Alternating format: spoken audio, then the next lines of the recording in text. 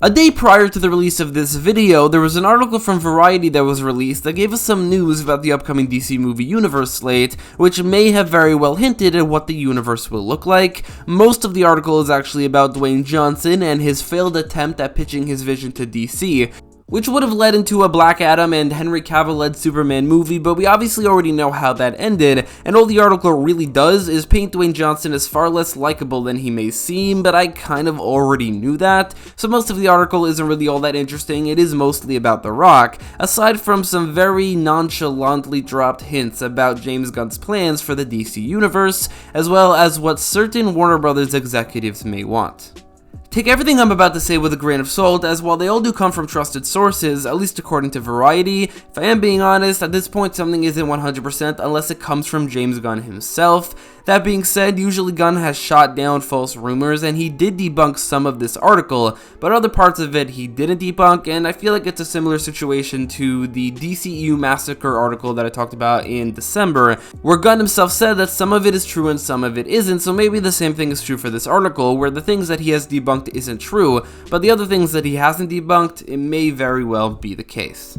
For instance, the article did say that James Gunn's plan is a 3-year plan, and then assuming that they can manage to release the first movie in 2025, we could potentially hope for an epic saga in the DC universe from 2025 to 2028, or at least that's what I was going to say, before James Gunn did what he does best, and debunked this by saying that his slate is actually 8 to 10 years, not just 3, meaning it may last until 2035, which is so far in the future, it's crazy to think about. Also, according to the article, Wonder Woman isn't a part of what they called a 3-year plan. It didn't say Gal Gadot isn't a part of it, it said the character Wonder Woman, whether she's recast or not, wouldn't be a part of James Gunn's plans, which is the only other part of the article that has been officially debunked by James Gunn, which I think is good because it would be a mistake to not include Wonder Woman even in the initial couple of years, for nothing else because without her, the Justice League is missing a huge female presence. Like, yeah, you could have Black Canary and Zatanna and Hawkgirl, but none of those characters come close to Wonder Woman's popularity. I would argue that the next biggest female heroes of the DC universe in terms of popularity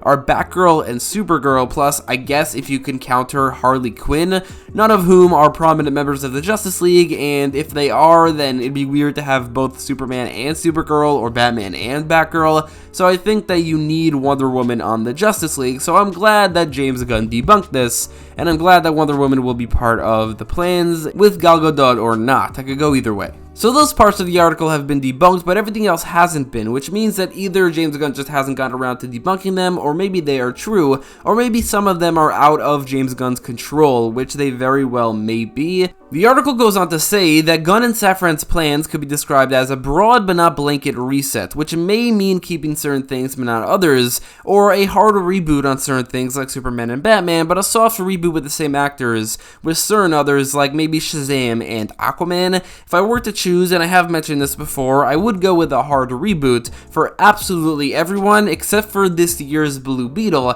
as it isn't really connected to anything, so it could be like integrated as the first movie of this universe, since there's no reason not to, but I honestly would understand, just from a business perspective, to keep certain actors in certain roles if they've already proven to be successful, like the billion-dollar Jason Momoa Aquaman movie, and maybe its sequel will make a lot of money. It would be kind of stupid to throw that away, which is actually what the rest of the article and the rest of this video is talking about. The article mentions actors that executives at Warner Brothers might want to stick around, or at the very least are open to the possibility, those actors being Cena's Peacemaker, Zola Mariduena's Blue Beetle, Zachary Levi's Shazam, Jason Momoa's Aquaman, and even Ezra Miller's Flash, which is why I mentioned earlier that some of this may not have been debunked by James Gunn, because it might not be in his control. It might be the executives at Warner Brothers who are higher up than him, who could just tell him what to do, that may force him to keep these actors around. It's no coincidence that aside from John Cena, those are the actors of next year's DC movies, while John Cena is also the main actor in a successful TV show that's fairly recent. Basically, the executives are pretty clearly keeping their options open for what might succeed, since the movies in 2023 haven't been released yet. They're in a bit of a gray zone between the DCEU and the new universe, where we don't know what they're going to do with these things. We don't know if they're going to succeed. They don't want to talk about recasting these characters characters before their movies come out. But let's say, for instance, Blue Beetle ends up making $700 million. You can bet your bottom dollar he'll get sequels, he'll be integrated into the DC universe, he'll get a lot more comic books, a lot more merchandise. But then, if Blue Beetle makes $200 million, it'll probably kill the Blue Beetle brand in DC's eyes for a good 10 years. The same is true for Shazam! Fury of the Gods, which is a sequel to a commercially successful movie, which, if it makes a lot of money, they will definitely want Zachary Levi to remain, although I don't think it will. I mean, there's a very clear lack of marketing, there's a lot of competition like Ant-Man and the Wasp, and general lack of interest from audiences. I don't think Shazam will do very well, but hypothetically, if it does, they will want Zachary Levi to remain, and if it doesn't, I don't think it will be as bad as Blue Beetle, just because Shazam has proven himself to be marketable in the past. It won't kill the brand in DC's eyes for a good 10 years, maybe just a couple of years. But if it's true for Shazam! Fury of the Gods, a sequel to a movie that made less than $400 million, it is definitely true for Aquaman and the Lost Kingdom, which is a sequel to the biggest DC movie of all time that made over $1.1 billion. And even if Aquaman and the Lost Kingdom makes a bit less, and even without Amber Heard, it would be foolish to get rid of Jason Momoa's Aquaman, as it just wouldn't make any financial or business sense unless you look at the larger picture and what it could do for DC's brand as a whole. If you just look at the numbers, it'd feel like throwing away a winning lottery ticket. Now, I personally would be fine with all of these actors remaining in these roles. I personally would have no problem distinguishing between the old universe and the new, or the old movies and the new, even with all these actors remaining in the role, and they're all pretty good. I like Zachary Levi as Shazam, I like Jason Momoa as Aquaman, I like John Cena as Peacemaker, and while I haven't seen it yet, Zola Maradueno looks very good as Blue Beetle. That does leave one more actor, and I cannot say the same about this actor. I do not like Ezra Miller as the Flash, and it would be a huge mistake to keep them around. A separate article released around the same time mentioned that Warner Brothers are incredibly confident in The Flash and haven't been this confident in a DC movie since the Dark Knight trilogy. Now, Dark Knight trilogy statement being overused aside, this does seem to be the case. Warner Brothers haven't bought a trailer spot at the Super Bowl in 17 years, but are doing so for The Flash. Apparently, they really like this movie and probably expect it to make a crap ton of money.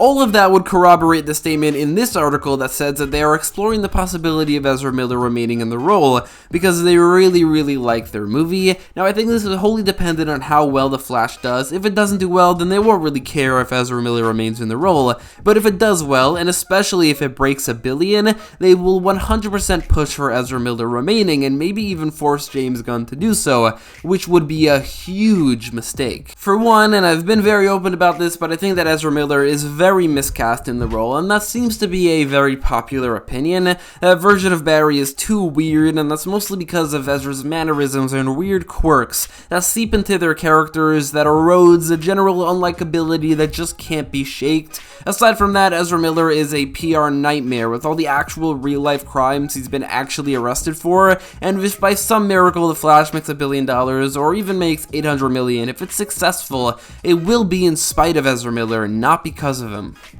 It will be because The Flash is a really cool character, and he just brings out some really great visuals, which they kind of proved already in the DCU with Zack Snyder's Justice League. But that scene, I think, again, it would have been better if another actor was playing The Flash. But the movie is also based on Flashpoint, which is one of, if not the single most popular DC story of all time, not counting all of, like, the general origin stories. But, like, we're talking recently, it's one of their biggest stories and most popular ones. Keeping Ezra around due to The Flash's movie success would be a huge mistake and would show a general distrust that Warner Brothers clearly has in their characters, a character that has already proven that they can hold one of the most popular DC TV shows of all time that lasted 9 seasons, because I guarantee you that replacing Ezra in a sequel or reboot will have zero negative effect on its anticipation or overall box office. If anything, it will have a positive effect. I don't hope for The Flash movie to do poorly necessarily,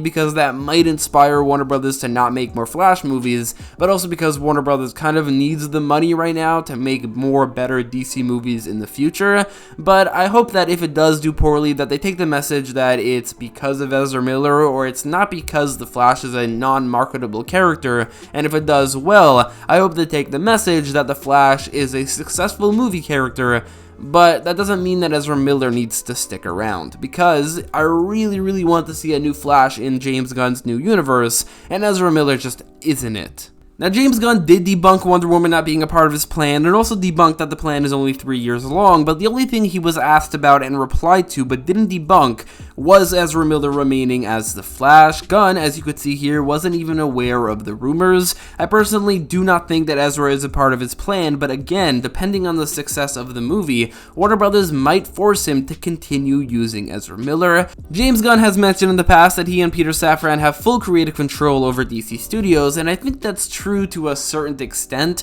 I don't think they have unlimited control. There's a certain limit to it. Like, if Warner Brothers sees that James Gunn is not doing anything with a billion-dollar franchise, like, say, Jason Momoa as Aquaman, or potentially Ezra Miller as the Flash, but he's doing something with those characters anyway, then Warner Brothers will probably take all the wrong lessons out of all of their successes and all their failures, again, as they always do, and force James Gunn to keep Ezra Miller in the role. And I think that in general, 2023 will have a huge impact on the future of DC and James Gunn's universe, as if all 4 of those movies succeed, if all 4 of those movies do very well, then Warner Brothers will want all 4 of those main actors and all 4 of those surrounding areas and worlds to remain in James Gunn's universe, because if they don't, then they will see it as throwing away a successful franchise, especially The Flash and Aquaman, as they have the potential to make $1 billion. I think it would be wise of Warner Brothers to step back and look at the bigger picture, to see things that aren't just right in front of them, and to let James Gunn execute his and Peter Safran's plan. Since Warner Brothers, I don't think, really know what to do with all these characters by themselves, they kind of need James Gunn or some sort of Kevin Feige-like figure to guide them, as aside from Batman, they don't really know what to do with any of their characters. Gunn also did re-emphasize that we will be getting some announcements this month, so we will know much more very soon.